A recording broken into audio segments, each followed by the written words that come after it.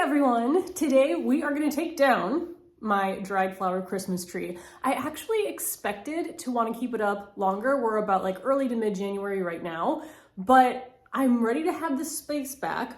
Plus, I need to use these dried flowers in some upcoming crafts. So I'm going to take all the flowers off the tree, put the tree away, and I know that there's going to be a mess because if you even breathe like slightly heavily in the direction of a dried flower, petals are gonna fall off. So I have my vacuum ready to go. Now at this point, I have absolutely no idea where I'm going to store the dried flowers until I use them. So the curtain rods right behind the tree, that's where I had them to dry. So when I would bring them in from the garden, I hung them upside down from those curtain rods.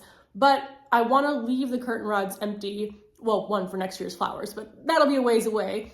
And I want to hang some other things from it this winter. So the dried flowers, I don't know where they're going to go yet, but they'll go somewhere by the end of this video. So we'll go ahead and empty the tree and I'll show you all the flowers and I'll go through which ones are which again in case you want to order some seeds to have similar dried flowers for this season. And then I am excited to have a whole corner of this room back open and available to me. Now I am going to lay out all the flowers on this table at first. So that means I need to scooch all this over, which I feel like I do every few days when I need to use more of the table.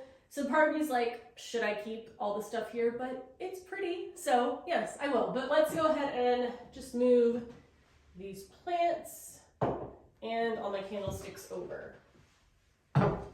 When I first got this table, which is actually a kitchen island, because I wanted something standing height, it's from Anthropology, I believe. But when I first got it, I thought it was gonna be too big. And then I quickly realized I can very easily use all of this table space. And I do. All right, table's cleared off. We'll go ahead and lay out all the flowers. I'm looking at it now, it is beautiful. Part of me is sad, maybe I'll take some photos first, but I'm ready. I'm ready for my space back.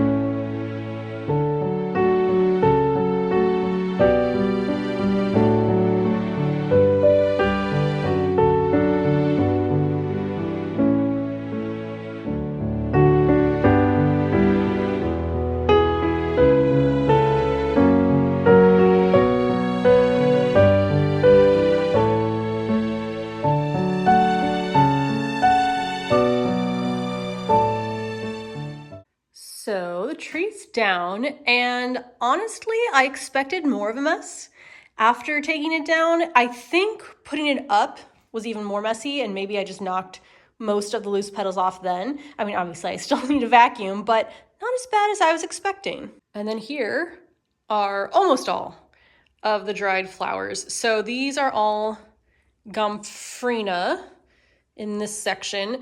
These are all of like the QIS Gomphrena, and then in the back is the Truffula Pink. So you can see a little bit of a difference in like how tightly circular the heads are of the flowers. So these are more like little fireworks. These are more like round orbs. These are all of my status here in this front row, which I love. So I'd say of the flowers I grew this year, Gomphrena and the status maintain their shape most similarly to how they looked when they were fresh. So, I mean, the color might fade a little bit, but the form of the plant is really the same. So I definitely want to grow more status next year. Then I have, well, these from like here to here, the China asters. Those lose their petals very easily, so I don't actually know if I am going to do anything with those other than maybe just put them in a bouquet and not touch them. And then over here, in this pile are the cornflowers. Now these, I didn't harvest them with the intent to dry, so a lot of them had already lost their flowers, but I even love just the little circles at the end here, even if there's not a lot of petals left. So those I think are really pretty. This was the tree topper, which I'm probably going to make, I don't know, into a dried bouquet, maybe in here, add more flowers. Tree still on the ground and a little bit of a mess. A pile of the dried hydrangeas on the floor. These aren't 100% my favorite, maybe because they are brown, but I still think I'm gonna do something with them. Because honestly, most of my decor is more like neutral or green, so they'd probably fit in. I just don't know yet. And then on these two stools right here, these are roses I got from Whole Foods, and I put them in the tree fresh with these water tubes, and I let them also dry on the tree. So they were fresh maybe for like a day or two. So if you ever want to do that, if you have like a party and you're decorating and you want to have the flowers stay fresh, you can use those little tubes. And then I let them dry and they held their color really well. So I'm definitely using these for something. I just don't know yet. And then there's the bottom of the tree. So now I need to figure out where all of these are going to go because, well, they can't stay on the table. I don't know if I'm going to display all of them. I'll probably put a lot of them in maybe bouquets around and then utilize them as I get to the crafts. But I need to get them off the table. I'm not going to vacuum yet because I know by moving these around, I'm just going to get the floor even messier. So let's figure out where to put all these and then I'll get everything cleaned up. And I guess that's really it for this little task. So I'm looking around trying to figure out where all these flowers are going to go. And I remembered I have these 2 wall vases that I just got from a Black Friday sale from our house.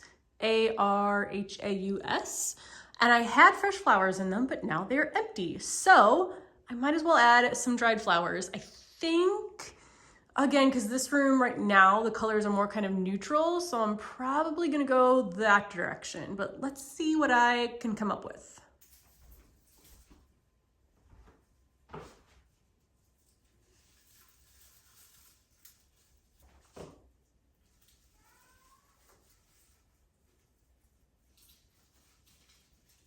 I think I like this for now. This one over here, I just put in what I think was apricot colored status. And then over here, I did some of the cornflower and then a couple random yellow flowers. So these were sunflowers. I forget what those were. And I think that'll be good. I was going back and forth on what to put in here and I didn't want them to be too matchy-matchy, but I think I like those. Well, the table's cleared off. I've made a bigger mess. So there was definitely more of a mess trying to figure out where to put the flowers than there was taking them off the tree. I'll show you just some of the places I put them so far, and they'll probably hang out there until, like I said, I use them for crafts. Over on this shelf, I just put them on top of things and inside vases. So the roses down here were from the tree, not from my garden, but from the tree. And then the cornflower is over there. In this little watering can, I put some more of those roses. And the gomphrena over here on the left is actually from the 2022 garden. So that's from 2 years ago. I actually might swap this out because I think I have better colors that I like even more. This vase looks a little insane, but I think I actually do like it. So when I saw this vase that I got at a thrift store, I thought that like the whimsicalness of the pink truffle gomphrena would look really nice. So I put that in there. I don't know if it's going to stay on this trunk or if I'm going to move it somewhere else. I also, in that white vase back there, just popped in some gomphrena. And then I have this little, I guess it's a basket. No, I think it was technically for firewood. This is also from an antique store, and I just popped in the rest of the flowers. And I think this kind of looks like, oh, I just went, down to the farmer's market and picked up a bundle of dried flowers. And then back to the ones up here on the wall. So I now have a lot of cleaning up to do. I at least got the tree out of this room and downstairs.